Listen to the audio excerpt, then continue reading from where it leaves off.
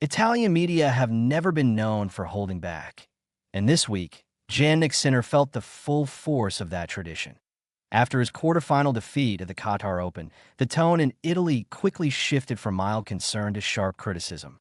The world number two was widely expected to brush aside rising Czech star Jakub Mensik, but instead fell 6-7, 6-2, 3-6 in a match that left more questions than answers. And back home, patience appears thinner than ever. A loss that sparked a storm. Sinner's defeat in Doha wasn't catastrophic on paper. Mensik, currently ranked world number 16, is no ordinary opponent. The teenager has already shown he belongs among the elite, and beating Sinner over 3 sets was no fluke. But context matters. For a player who has spent the last 2 seasons establishing himself as one of the dominant forces in men's tennis, early exits now feel magnified. Sinner is still waiting for his first title of 2026, and more notably, he hasn't looked quite like himself. The explosive first-strike tennis, the clinical finishing, the unshakable composure. Instead, in Doha, there are patches of hesitation, inconsistent serving, a dip in intensity at key moments that belie his own high standards. It was underwhelming. Paolo Bertolucci's brutal verdict, if fans were worried. Former Italian Davis Cup champion Paolo Bertolucci was downright blunt. Taking to social media after the loss, Bertolucci delivered a scathing assessment that quickly made headlines across Italy. He suggested Sinner needs to rethink his preparation, change his team, rediscover his killer instinct, limit off-court advertisements, revise his schedule, and even accept Carlos Alcaraz's superiority. It was a remarkable list, especially considering Sinner remains one of the top 2 players in the world. Bertolucci went even further, adding that it takes some arrogance to process being ADP number 2, implying that Sinner may need a mental reset to handle the pressure that comes with sustained success. Harsh? Absolutely. Fair? That's where debate begins. The Alcaraz factor. One of the more controversial elements of Bertolucci's remarks was the suggestion that Sinner should accept the superiority of Carlos Alcaraz. The rivalry between Sinner and Alcaraz has defined the new era of men's tennis. Their battles have been electric, often razor-tight, and have split fans across Europe. While Alcaraz has arguably been more explosive in bursts, Sinner has proven he can beat the Spaniard on the biggest stages.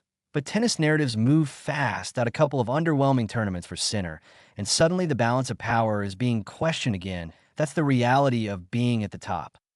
Overreaction or early warning sign? Let's take a step back. Sinner is not defending ranking points right now. That gives him room to experiment with tactics, scheduling, even subtle technical tweaks. Some observers believe he may be trialing new patterns of play, prioritizing long-term gains over short-term results. If that's the case, Doha becomes part of a bigger picture. Fans online have largely stayed calm. Absolutely not. A couple losses should not retract from everything he has shown over the past few years. Worrying by his standards, but they're pretty high. It will be a bigger worry if he doesn't perform on the clay. And that last point might be the key. The clay season will provide a much clearer indication of where Sinner truly stands in 2026. The pressure of being number 2, being world number 2, is both a privilege and a burden. When you're climbing the rankings, losses are part growth. When you're already at the summit, every defeat feels like regression. Sinner has built a reputation on relentless improvement, calm demeanor, ice-cold finishing, tactical intelligence beyond his years. But dominance isn't linear. Even the greats endure dips in form. The difference is how quickly they respond. Is it time to worry? Short answer. No long answer. Not yet, but expectations are sky high. The Sinner's loss to Mensik was disappointing, not disastrous. The margins at the top of men's tennis are razor thin. 1 or 2 percentage points in intensity or execution can flip a match. What matters now is the response. If this stretch continues into the clay season, questions will grow louder in Italy. If he rebounds with a deep run or a title, the Doha narrative will vanish overnight. That's how quickly momentum shifts at the elite level. Final verdict. Italian media may be sounding the alarm, but perspective is crucial. Jannik Sinner remains one of the most complete players in the world. A quarterfinal loss at the Qatar Open does not erase years of upward trajectory. However, the criticism highlights something important. Sinner is no longer judged as a rising star. He's judged as a standard setter. And when you reach that level, even a small wobble becomes headline news. The real answer will come not in headlines, but on the court.